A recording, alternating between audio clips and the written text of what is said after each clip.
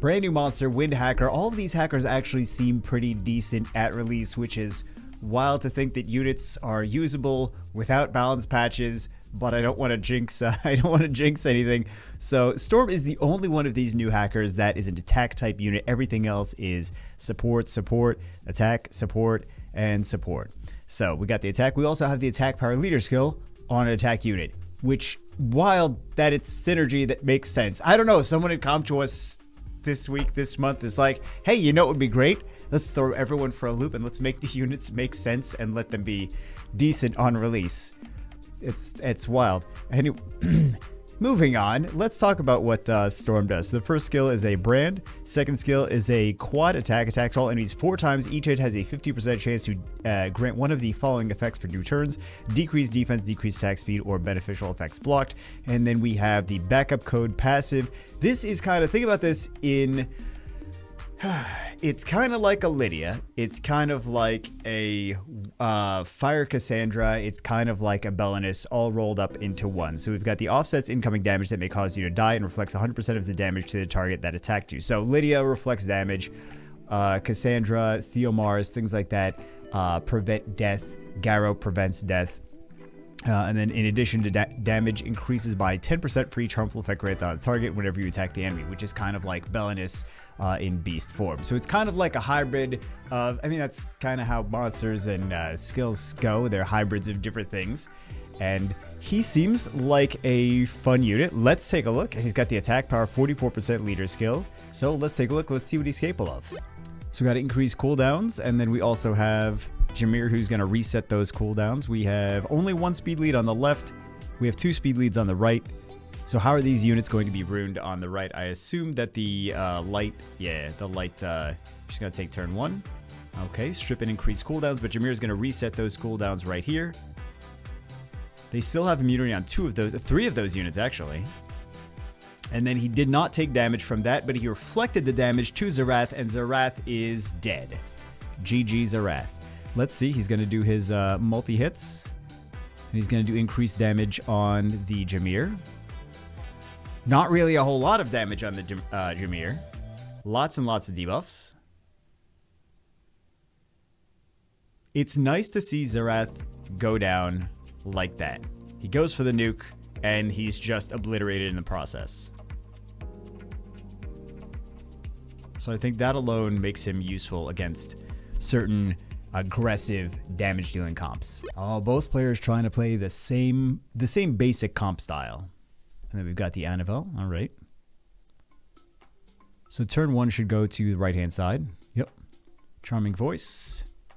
Does this work? Increase cooldown.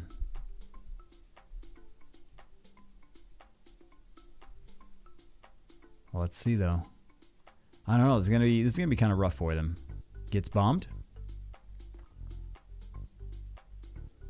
He's gonna need a violent proc, and he does violent proc.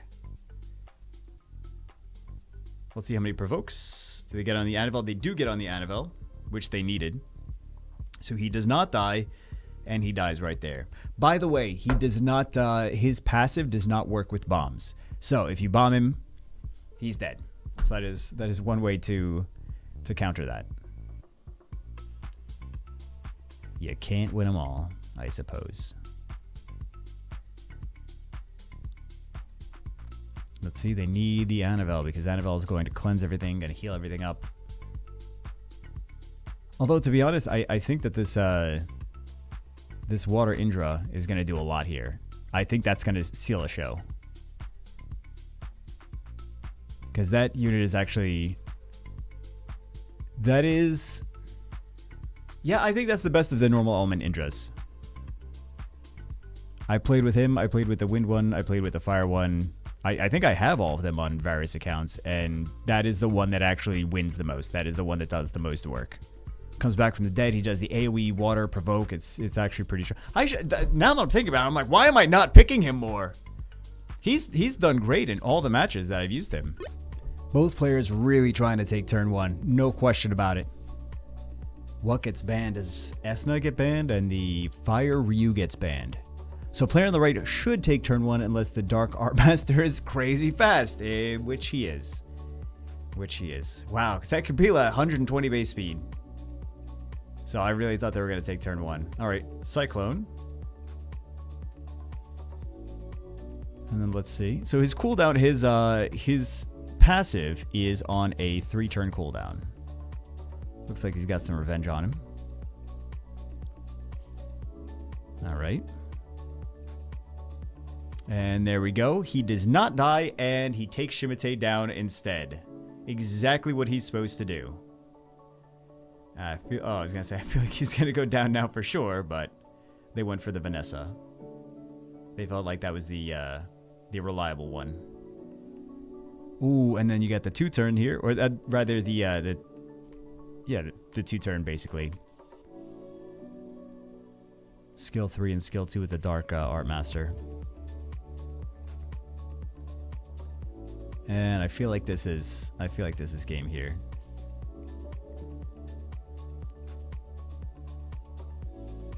Maybe I shouldn't feel like that. You know what? Draco can handle this, actually. Depends on RNG. Well, never mind. Maybe Draco can't handle this now. Because he is getting cooldown. He is getting attack H decreased. He is not proccing with skill 1. So, yeah. And they're just saving that just in case he does get his... They're not doing the skill 2, skill 3. Just in case Draco gets his immunity up and he keeps getting extra turns. Wow, a lot of people doing Shimate cleaves today. Or rather, a lot of people picking him against Shimate cleaves. Shimate Kabila, okay. Kaki. Let's see. And there, wow, doesn't even take the Masha down to dismounted. That is surprising. And all the debuffs. And I feel like this is... It's probably game now, yeah. Ooh, aggressively trying to get that turn 1. Which, yeah, it's Summoner's War, of course.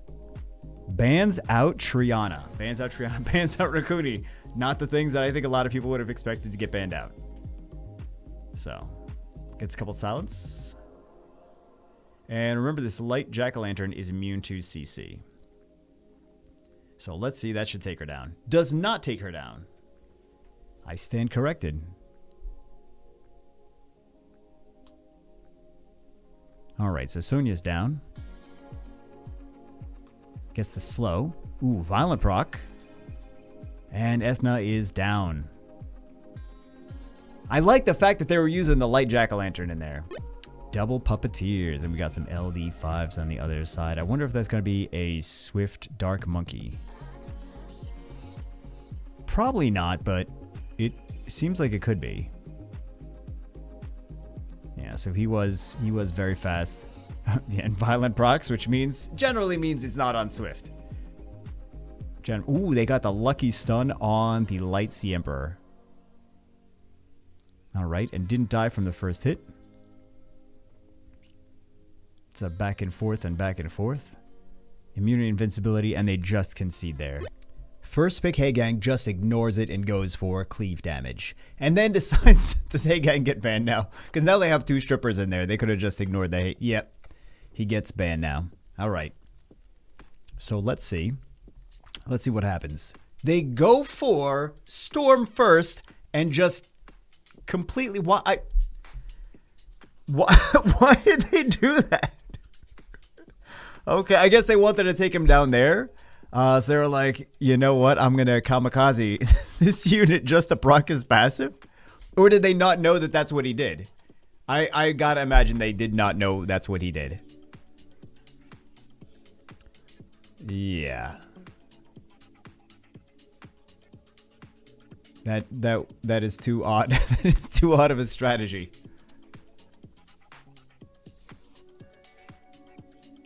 And goodbye, Kaki.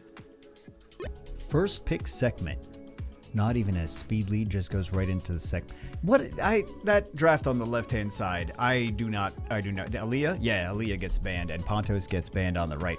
I feel like this is going to be very one-sided. I'm calling it already. I don't like that draft. I think they lost this at the draft, and the actual match is not going to really It's going to be very one-sided. There's some matches where I know I call it early. I always call it early. But there's some matches where you just know, you're like, this is going to be very one-sided.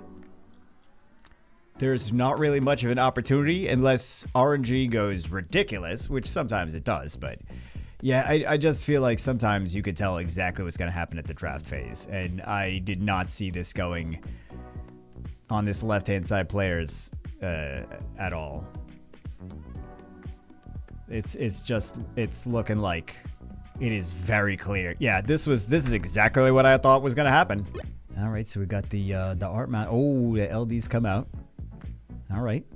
And then you know Gianna's not going to get banned. Oliver does get banned. Let's see. And then Josephine gets her passive. All right. And then she goes for the Walyoung. Because you can't go for anything else. It's just going to get cleansed anyway. It's not really going to matter.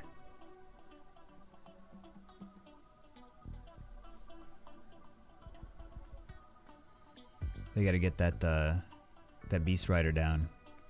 I feel like this is also kind of a one player's got more more OP units and runes than the other possibly. So yep, Hey Gang doing Hey Gang things. This was very one-sided. So that is Storm brand new WinNat 5. The two best moments of this entire video was Zerath, Kamikaze himself, and the Sonya Kamikaze herself. Those were wonderful to see. And I feel like that's just the tip of the iceberg. I wish more people were using. I mean, first off, it's the beginning of season. Second off, a lot of people don't even have this unit yet. So the longer time progresses, more people will get him. We'll be able to see more fun stuff with him. But I do like the fact that he just doesn't take lethal damage and reflects the damage to the target. And this could potentially be a nice unit in many situations against aggressive comps. But anyway, that's it for this one. Hope you guys enjoyed it. I'll see you as always in the next one.